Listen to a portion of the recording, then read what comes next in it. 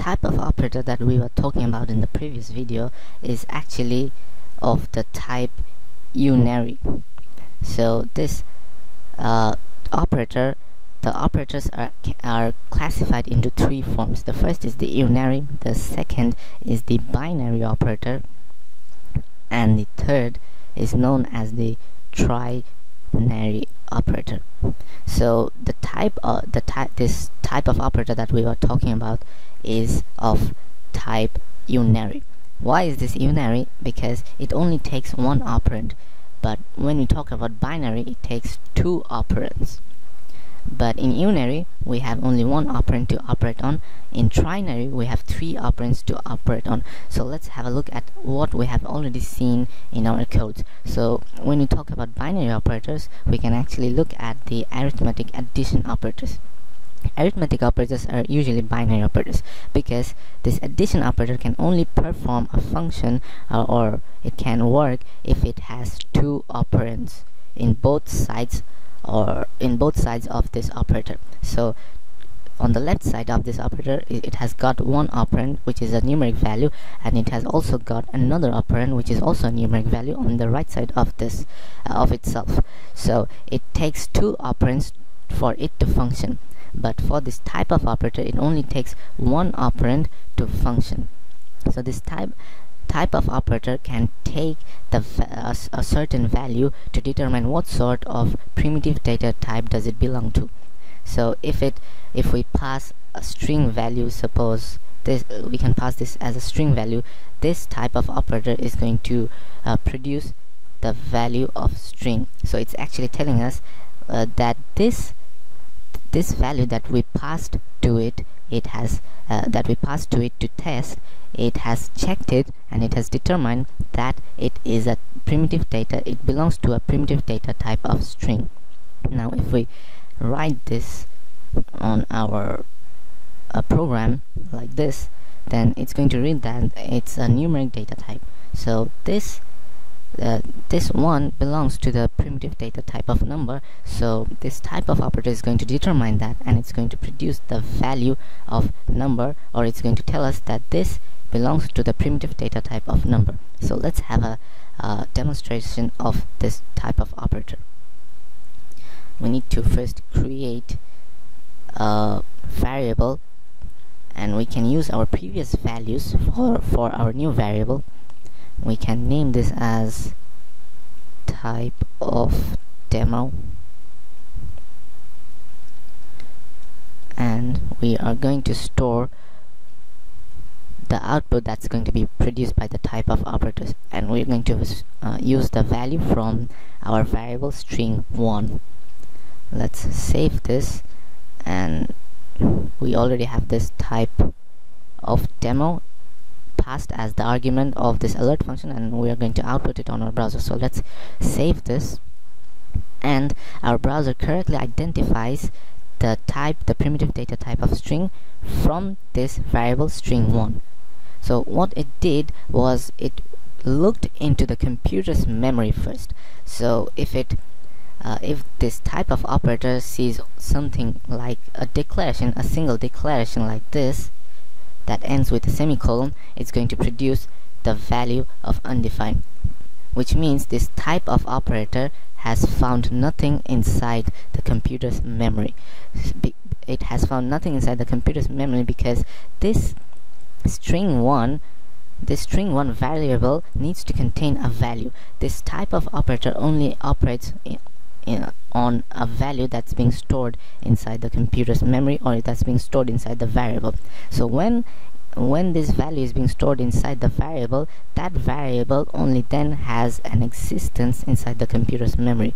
So when it has existence, the type of operator checks the memory, and it sees that this string exists, and it retrieves the value from the variable, and it reads what sort of value, what type of value perhaps is it. So it sees that this is a string, and it outputs it on our browser through the alert function. But if we don't assign anything or initialize the variable with anything, then it's going to output it as undefined because it has found nothing inside the computer's memory. So let's have a look. So we are going to pass something else to this type of operator. Let's use the second var variable, and let's save this, and we clearly see that the JavaScript operator doesn't find anything inside the computer's memory. This has a different reason. The reason behind this is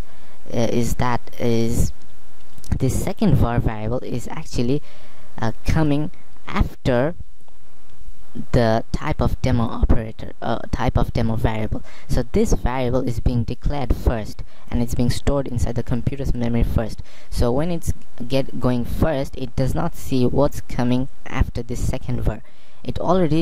This second var variable needs to exist before this type of demo variable.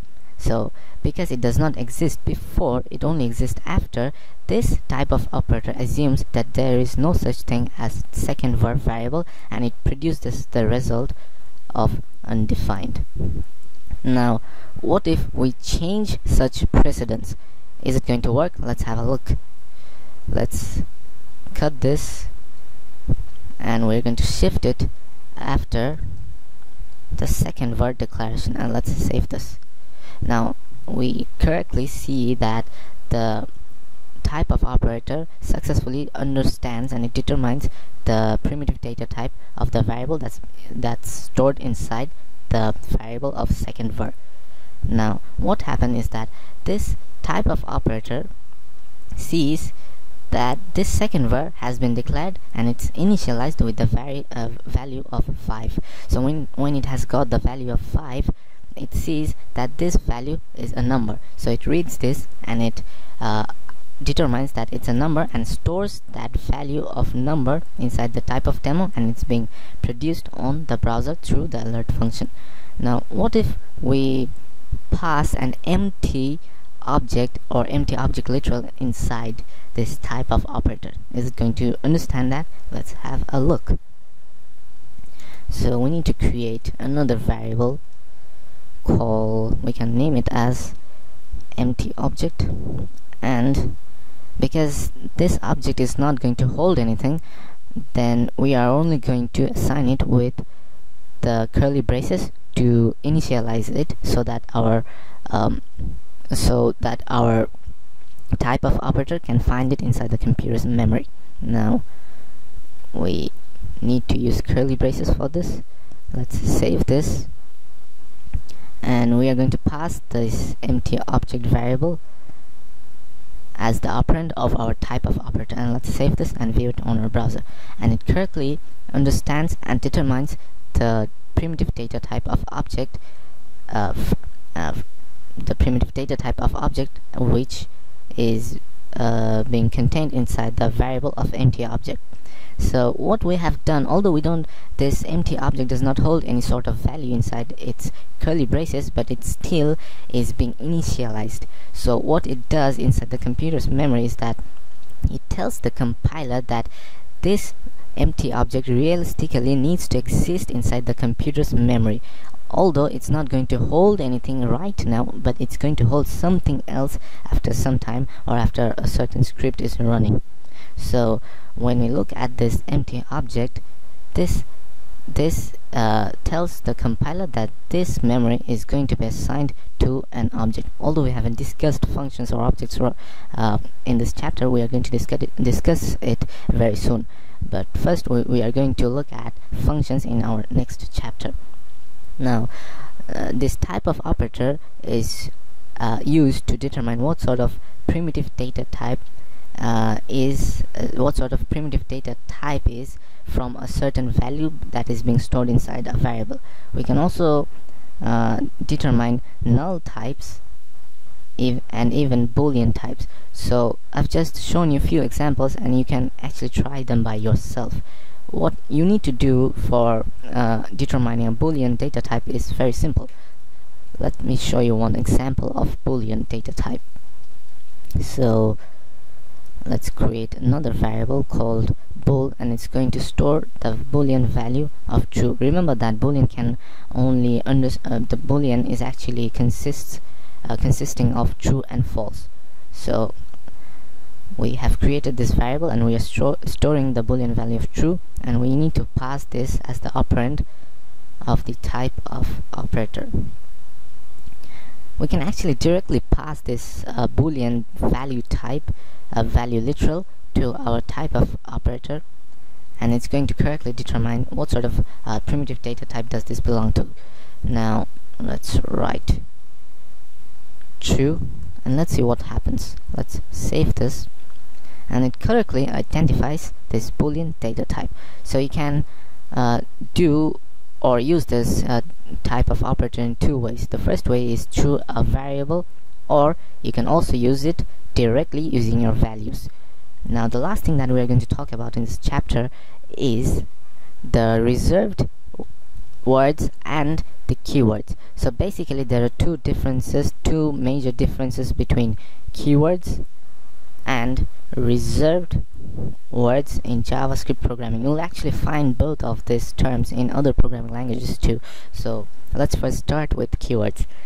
The keywords that we know are the ones that are being used to communicate with the compiler.